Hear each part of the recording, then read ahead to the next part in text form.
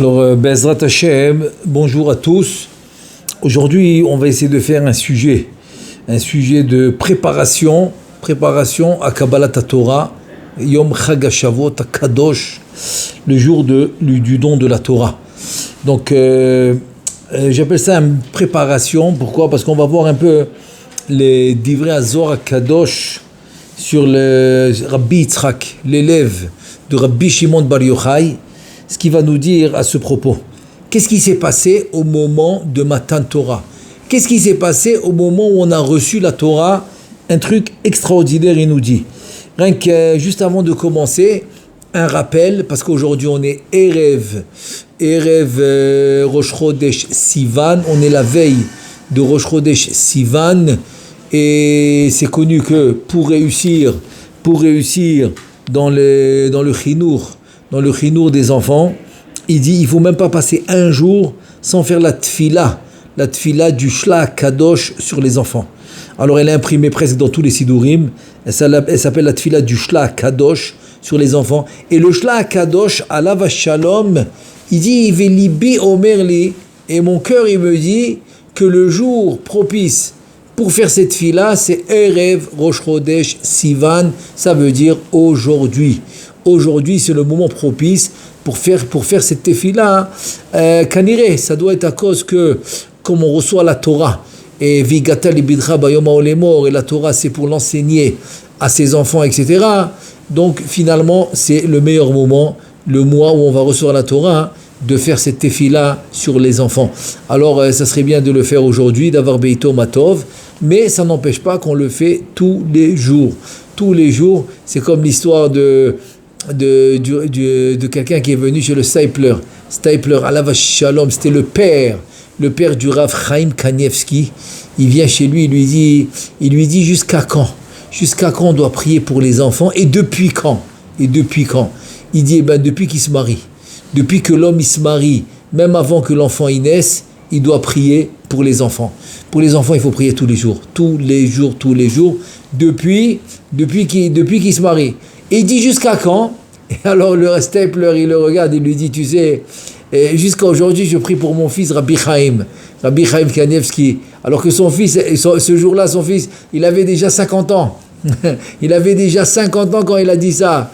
Et donc pour te dire que voilà, il a 50 ans, je prie encore pour lui. Et il n'y a pas de limite. Depuis que l'homme il se marie, et il arrête jamais pour faire la tfila pour les enfants. Et aussi on raconte que quelqu'un est venu chez le Chazon Ish en pleurant. Pourquoi ? Parce que son fils il veut quitter la Torah, etc. Il veut plus rien savoir des mitzvot, et bon, alors il lui pose des questions. Qu'est-ce qu'il fait ton fils ? Il s'avère que il est à l'université, il étudie avec les goïms, etc. Il lui dit, mais je comprends pas, c'est maintenant que tu pleures, c'est pas maintenant qu'il faut pleurer. Il fallait pleurer depuis que tu t'es marié pour que tes enfants réussissent. C'est pas quand déjà ils ont fait tout leur choix et qu'ils sont déjà arrivés. C'est jamais trop tard. Évidemment que c'est jamais trop tard, mais il vaut mieux prévenir que guérir. Donc c'est pour ça qu'il faut toujours prier avant. Évidemment, si maintenant quelqu'un l'a pas encore fait, c'est jamais trop tard. Il le fait à partir d'aujourd'hui, Erev Rosh Chodesh Sivan, et évidemment toute l'année aussi, tous les jours. Voilà, c'était rien qu'une parenthèse, parce que c'est très important. Maintenant, on revient à notre sujet. Qu'est-ce qui s'est passé ce jour de Matan Torah extraordinaire qui va être le 6 Sivan, comme le Midrash il dit que tous les jours de la création, c'est qu'il va y Erev Boker Yom Echad. Le deuxième jour va y Erev Boker Yom Sheni, etc. Arrivé au vendredi 6e jour, c'est écrit Yom HaShishi. Et c'est quoi ce Yom HaShishi avec le He Haïdia ? Tu veux maintenant préciser quelque chose ? Il dit le Midrash, c'est le fameux 6 Sivan où on va recevoir la Torah. Donc voilà, ce jour il arrive, Bezrat Hashem, dans quelques jours. Là on est Erev Rosh Chodesh Sivan. Et là maintenant, Rabbi Avram Galanti qui va nous donner une petite introduction avant de commencer le passage extraordinaire de Rabbi Yitzhak. Il dit comme ça. Il dit en fait, depuis que la Malchut au Maaseh Bereshit, quand Kaviachol elle a été conçue, la Shrina, la Knesset Israël, qui a été conçu au moment de Maaseh Bereshit, de la création du monde, il te dit, il n'y a pas eu un vrai Yichud Panim El Panim. Ça veut dire que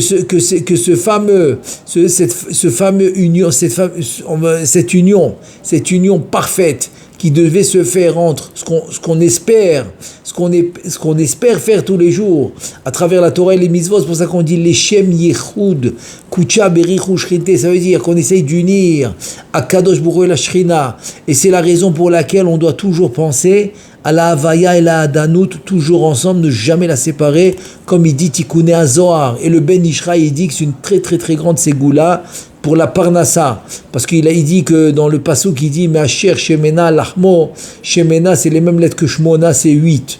Donc Me'asher qui était très riche, Shemena Lachmo, Shemena c'est Shmona, quand il y a la kavana des 8 lettres. C'est quoi la kavana des 8 lettres? C'est Havaya Adanut. Quand il y a la kavana des 8 lettres, il dit c'est une grande sgoula pour la Parnassa.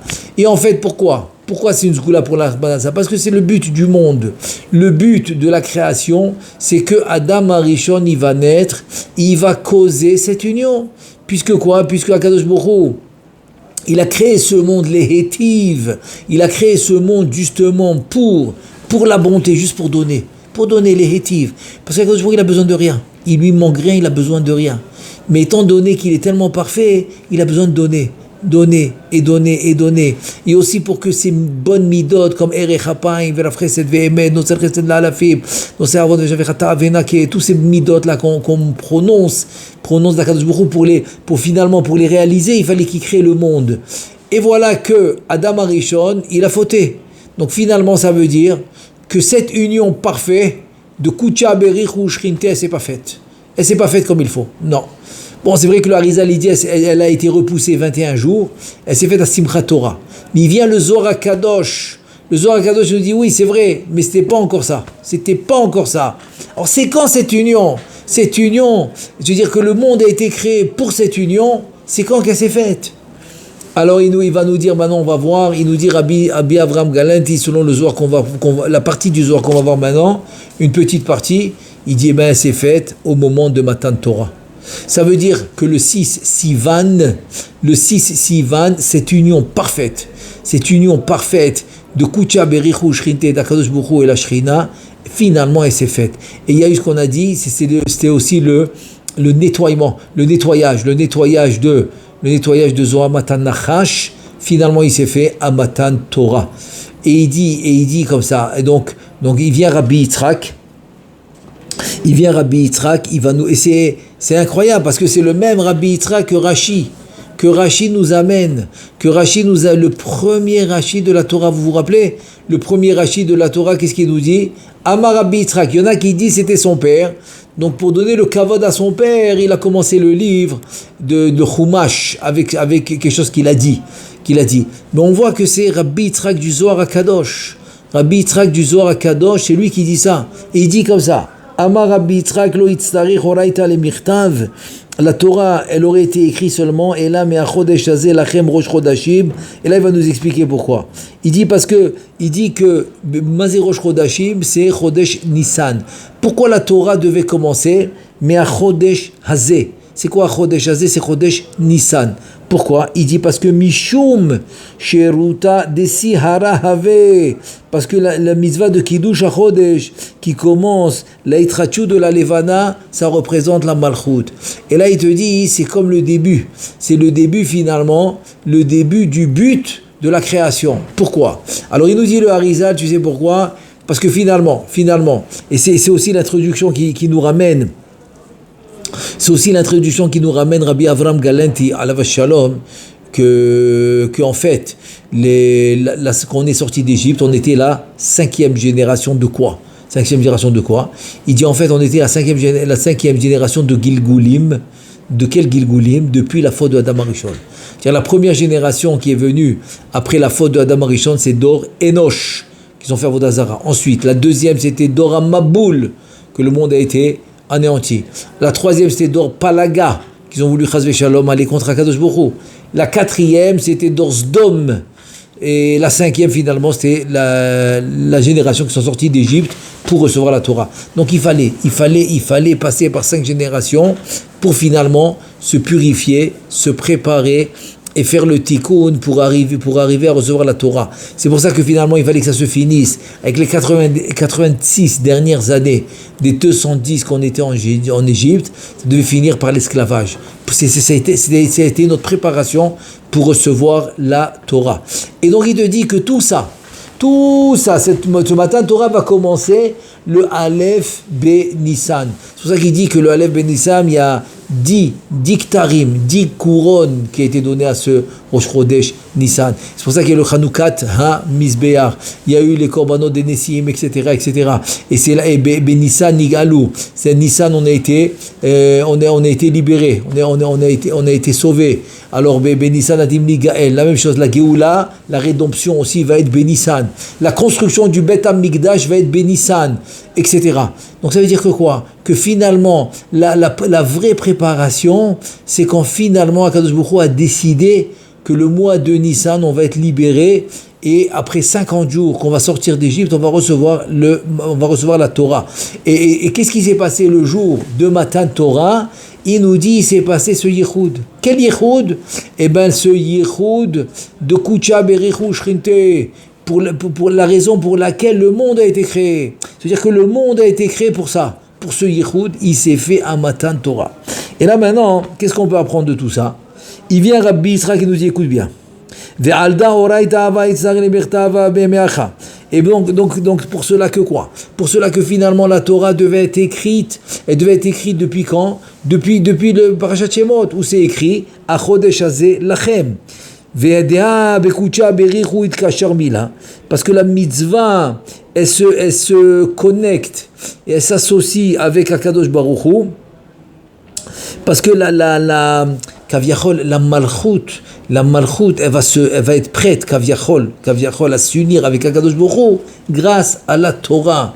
Et donc finalement, il fallait nous donner et de commencer la Torah, le Chodesh Nissan, pour dire voilà, Nissan maintenant, Rosh Chodesh, et c'est là que Am Yisraël vont sortir pour recevoir la Torah. C'était ça le but.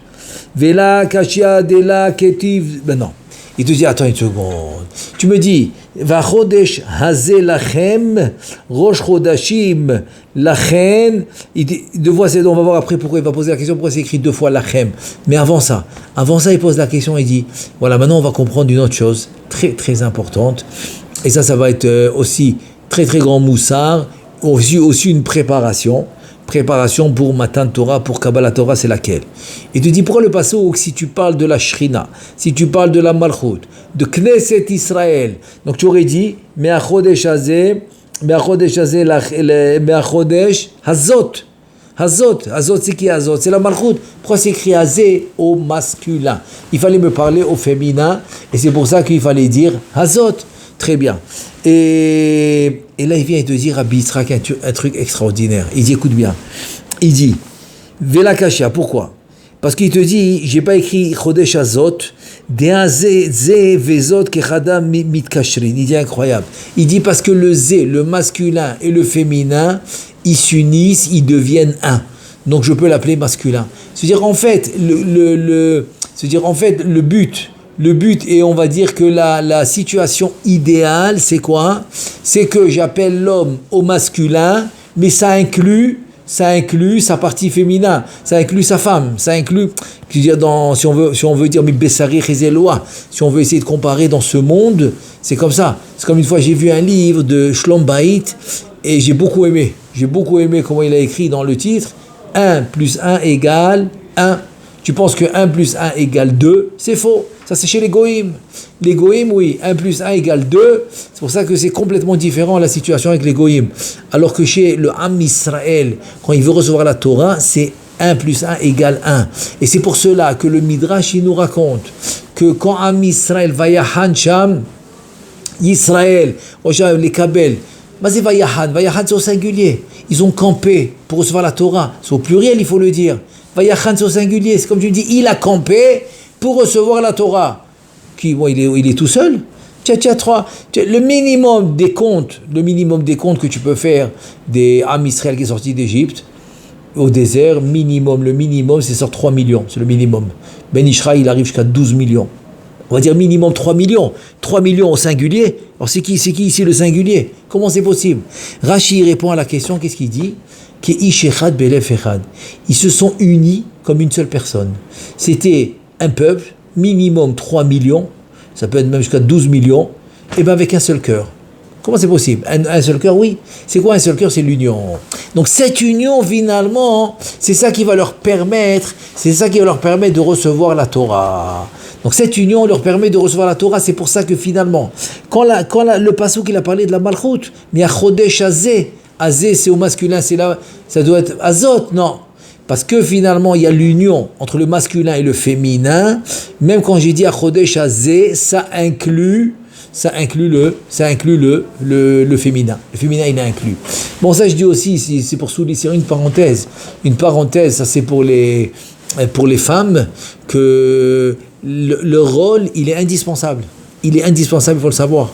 Que sans le rôle des femmes qui acceptent de se marier, parce qu'ils ne sont pas obligés de péria virivia, de reproduction, etc., et bien c'est comme ça que l'homme, il peut devenir entier. Il peut devenir un. Il peut devenir, parce que tant qu'il n'est pas marié, le Zohar il dit palga goufa, c'est la moitié. L'homme il est moitié, et c'est quand il devient entier, c'est quand il se marie, il va s'unir avec sa femme.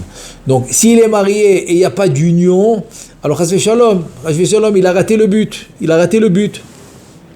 Donc c'est pour cela qu'il vient Rabbi Yitzhak qui te dit, écoute bien, la Kabbalat Torah est basée là-dessus. La Kabbalat Torah est basée sur l'union. C'est pour ça que le troisième Beth Hamikdash, en fait, qui est le premier qu'on devait recevoir, qu'on n'a pas reçu, que Hachem va le construire. Parce que les deux qu'on a eus, c'est l'homme qui les a construits. Shlomo HaMelech alav shalom. Ensuite, Ezra ben Nehemia, c'est le deuxième. Et en fait, lequel on doit recevoir? Celui que Akadosh Baruch Hu va construire. Yored mina shamayim muchan, qui descend d'en haut déjà prêt. Et donc c'est quand que Akadosh Baruch Hu pourra nous le construire? Quand il y aura l'union. C'est quoi l'union? C'est Avat Chinam. C'est l'amour gratuit. Ne calcule pas. Tu aimes ton prochain? Ne calcule pas. Qu'est-ce qui va sortir de ça?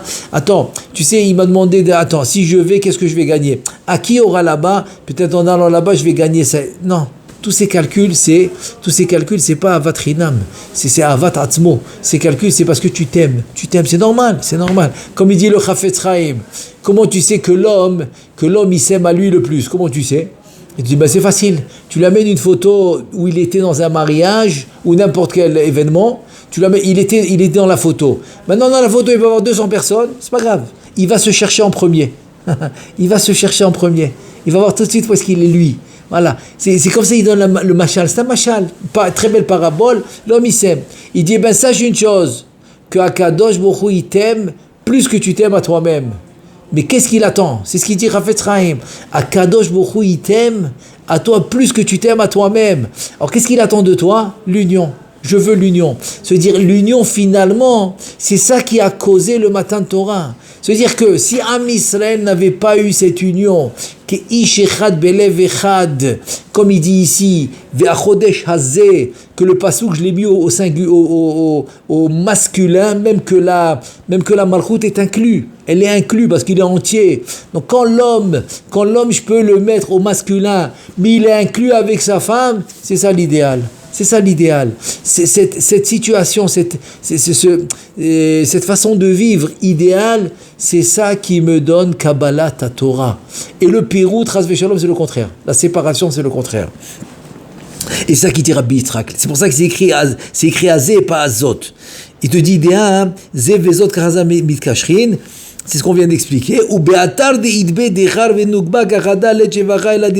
Et quand maintenant tu as le masculin et le féminin ensemble, le shevar, la louange est le masculin.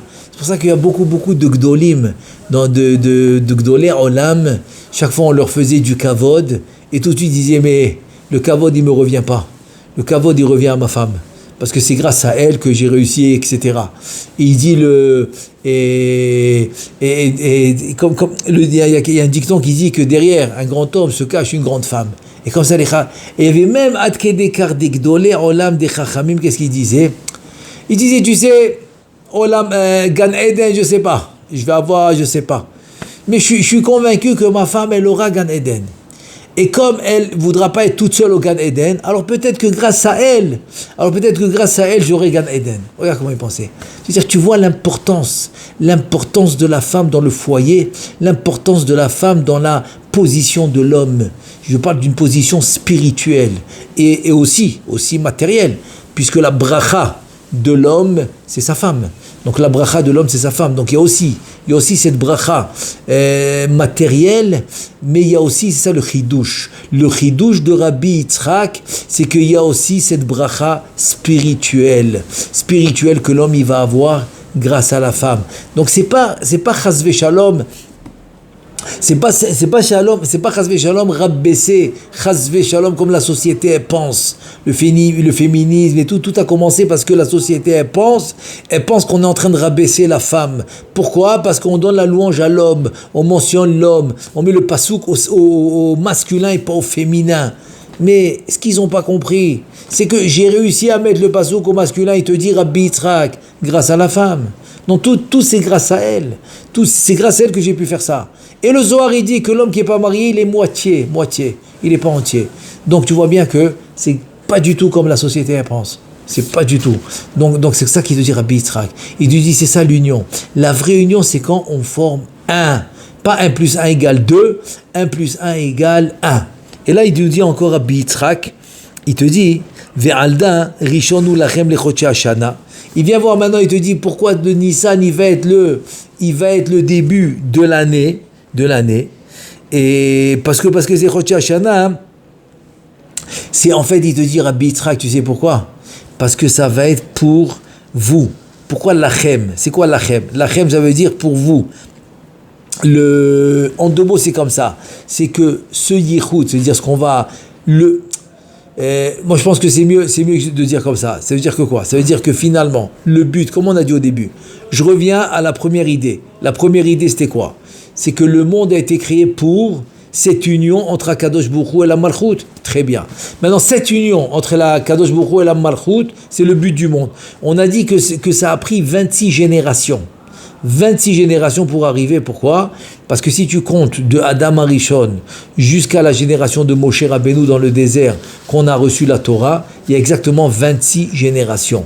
Et c'est pour ça que David Amelech Alav Shalom, il va composer un mizmor de Teilim qu'on dit tous les Shabbats, juste avant Baruch She'amar, avec 26 psukim, et dans chaque pasuk il va dire qu'il est Olam Chasdo, 26 psukim avec qu'il est Olam Chasdo, pour dire qu'on a eu le monde gratuitement jusqu'à Matan Torah pendant 26 générations.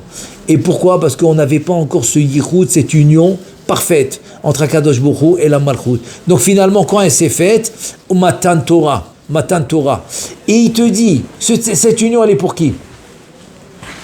C'est-à-dire maintenant, c'est ça maintenant que Rabbi Yitzhak il va dire, comme on va le voir tout de suite avec Rabbi Yehuda. Il va lui dire, cette union elle est pour qui? Elle est pour nous. Elle est pour Am Israël. Cette union, elle est que pour nous. C'est pour ça que c'est écrit Achodesh Hazeh Lachem. Ce mois, il est pour vous. Cette union, elle est pour vous. Donc préparez-vous pour la Matan Torah, pour le don de la Torah. Comme ça, cette union va se faire comme elle s'est faite au Har Sinaï. Et là, il lui dit Rabbi Yehuda, il dit à Rabbi Yitzhak. Alors pourquoi c'est écrit 2 fois Lachem dans le pasuk? Achodesh Hazeh Lachem, après c'est écrit Rishon Hu Lachem. Il lui dit Rabbi Yitzhak, il dit à Rabbi Yehuda, justement, qu'est-ce que tu fais? Tu m'amènes une preuve à ce que je te dis. Minayhu Ishtema Yatir. Parce que le pasuk, pourquoi il a répété 2 fois Lachem? Parce que le pasuk, il veut te dire, hey, réveille-toi.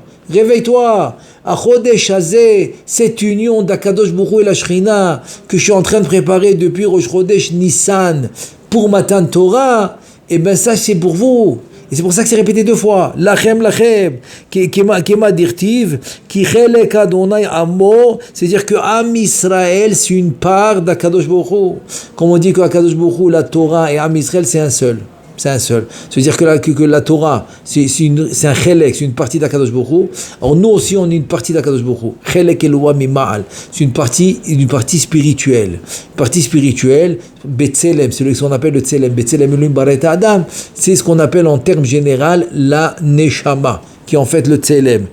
il te dit, c'est pour ça que Itkashut Tada, ce yichud Akadosh Baruch Hu avec la Shrina, lachem velo lishar amin.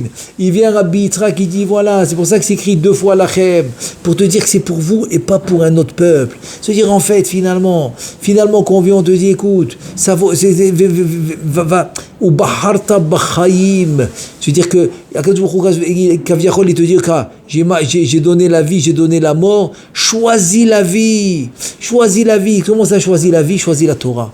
Parce qu'à travers la Torah, tu arrives à unir Akadosh Baruch Hu et la Malchut. Il te dit c'est lachem, c'est pour vous. C'est-à-dire en fait le Kabbalah ta Torah c'est pour Am Israël, que pour Am Israël. C'est pour ça que la solution à tous les problèmes, c'est la Torah. Pourquoi? Parce que c'est ça finalement qui va causer cette union. Et dès que cette union se fait, ça règle tous les problèmes possibles et imaginables qui peuvent exister.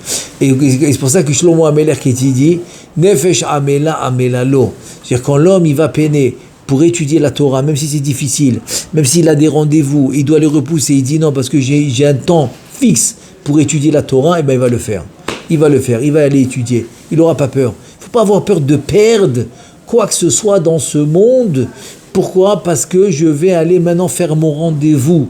J'ai un rendez-vous pour faire la tfila, ça c'est Hachem qui me parle, et j'ai un rendez-vous pour aller étudier, le contraire. J'ai un rendez-vous pour faire la tefila, c'est moi qui parle avec Hachem, et j'ai un rendez-vous pour aller étudier, c'est Hachem qui me parle.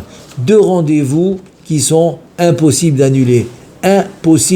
Comme on raconte des Gdolei Olam qu'ils avaient des Gvi'ut, qu'ils étaient fixes dans leur étude, et que même qu'ils venaient, je sais pas, pour n'importe quelle affaire, jamais, il leur disait, fais comme si Chas v'Shalom, j'étais parti, voilà, j'existe plus. C'est-à-dire, pendant que j'étudie, je suis pas là, je suis pas dans ce monde. Je fais triatamétim, je reviens dans ce monde après l'étude. C'est vrai qu'un exemple, on n'est pas à ce niveau, c'est vrai. Je ne demande pas d'être à ce niveau non plus, parce qu'on ne peut pas se mentir. Un homme ne peut pas mentir et que ce n'est pas son niveau. Mais au moins de là, voir l'importance de ne pas rater sa gvi'ut, c'est un rendez-vous. Tu as un rendez-vous avec Hachem. Tu as un rendez-vous quand tu dois lui parler. Il t'attend, va lui parler. Et tu as un rendez-vous quand tu dois étudier parce qu'il veut te parler. Comment il te parle? À travers l'étude. D'une manière ou d'une autre, si c'est quelqu'un qui donne un cours, tu vas recevoir ton message. Si tu étudies avec une chavruta, tu vas recevoir ton message. Mais à travers l'étude, c'est sûr que tu reçois ton message. Je veux juste ouvrir une parenthèse par rapport à la question que les commentateurs y disent. On dit que à Or Sheba Marzira les Moutav, ça veut dire que quoi? Que la Torah, elle a cette zgoula, elle a cette force que la lumière de la Torah, elle va rendre la personne, elle va faire en sorte que la personne fasse tchouva. Ça veut dire grâce à cette lumière de la Torah, la personne peut faire tchouva. Et comment c'est possible que tu vois des gens étudier, ou des fois ils font des concours même de Tanar, etc. Ou à l'université, Chas v'Shalom, l'université, ils étudient la Gemara, ils étudient aussi la Kabbalah. Est-ce qu'ils font tchouva ceux-là? Pas du tout. Comment c'est possible qu'il y en a qui étudient la Torah et font pas tchouva? Comment c'est possible? Eh bien ça il faut savoir.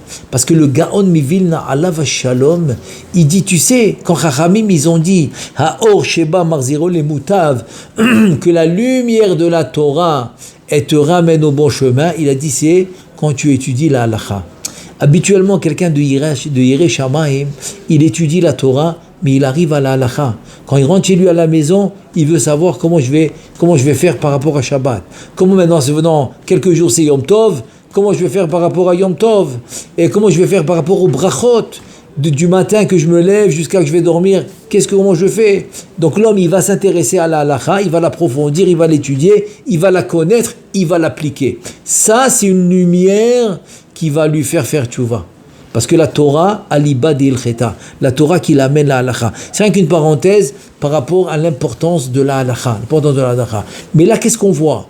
On voit que finalement, ce matin, Torah, c'est quoi? C'est causer l'union parfaite entre Akadosh, Baruch Hu et la Shrina, et pour finalement recevoir ce Sheva, cette lumière, pour nous, c'est pour Am Israël. Donc finalement, la victoire de Am Israël, c'est quoi? C'est la Torah et les mitzvot, Pourquoi? Parce que je veux causer l'union entre Akadosh Baruch Hu et la Shrina. Et c'est ce qui s'est passé à Matan Torah. Et c'est pour cela qu'on doit essayer à tout prix d'être la cause de cette union. C'est pour ça quand les Mefarshim ils expliquent comment Yosef il réussissait.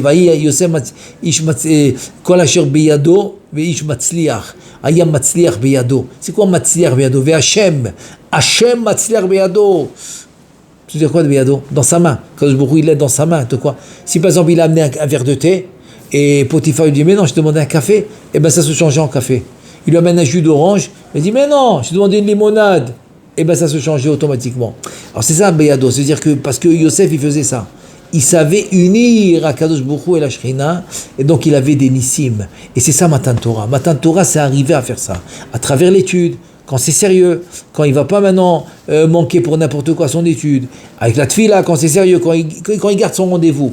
Et le Zohar HaKadosh il dit, c'est pour cela que finalement Avraham Avinu kava Makom les tfilatos, c'est pour ça qu'il a eu un endroit fixe pour faire sa tefila, Avraham Avinu.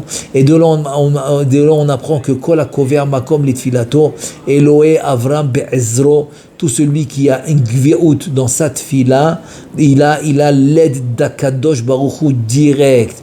C'est qui Eloé Avraham, le Dieu d'Avraham, c'est qui Avraham, c'est Akadosh Baruch Hu. Donc il a tout de suite l'aide d'Akadosh Baruch Hu, parce que la gveout elle est primordiale. Quand il veut voir que tu es sincère avec lui. C'est pas n'importe quoi maintenant qui va s'offrir à toi. Ça y est, voilà, toujours. Il y en a, ils ont toujours des bonnes réponses, des bonnes excuses. Magnifique. À l'Eshiva, on disait, c'est bien, tes excuses sont bonnes, mais on ne devient pas Talmid Chacham par les excuses. Donc ça ne marche pas. Il se dit aussi, quelqu'un, il veut la proximité, il veut la Yeshua, il veut la réussite, etc. avec Hachem. Donc on lui dit, c'est bien, tes excuses sont bonnes, mais tu ne pourras pas atteindre ton but à cause des excuses. Donc c'est pour ça que l'homme, il doit réfléchir, est-ce que les excuses sont vraiment bonnes ou pas. Et là, il obtient cette lumière incroyable d'unir Akadosh Baruch Hu avec la Shrina pour justement avoir ce shefa, cette abondance incroyable pour Am Israël, évidemment que lui aussi il profite, évident. Si lui il a causé cette union, donc il sera le premier à en profiter. Et pour terminer, je vous donne un exemple, une vraie histoire qui s'est passée. C'était justement avant Shavuot, qui était Matan Torah, et il y a un malade que vraiment les docteurs ils lui donnent pas trop de chance, et vraiment il était vraiment dans un état avancé dans la maladie. Il vient chez le Rav Eliashiv. Et il lui fait une bracha, et lui dit, écoute, un conseil je peux te donner. Dans une semaine, on va être Shavuot, Matan Torah. C'était le jour de Matan Torah. Donc, le jour de Matan Torah, on va recevoir la Yahara, on va recevoir un peu cette, on va dire cette lumière qui était dans le monde le jour de Matan Torah. Parce que chez nous, dans le calendrier hébraïque, de chaque jour de fête, on reçoit la lumière qui était à l'époque quand il y a eu cette fête. Il dit, le conseil que je te donne, c'est que quand il y aura le Kriyat Torah, et qu'on va lire là-bas la Kriyat Torah sur Matan Torah, les 10 commandements, etc., et bien, quand ils étaient au Har Sinaï, tout le monde a guéri. Tout le monde a guéri. Même les handicapés, tout le monde a guéri. Quand il y a eu Matan Torah. Donc, et maintenant, nous, c'est le jour de Matan Torah où on va lire la Kriyat Torah de Matan Torah. C'est le jour de Matan Torah. Alors, je te conseille d'aller réveiller, parce qu'on passe la nuit réveillé et tout, mais tu restes réveillé pour le matin.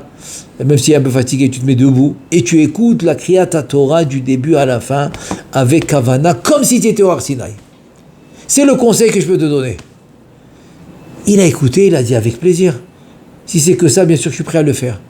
Qu'est-ce qu'il n'aurait pas fait pour être guéri? Il l'a fait.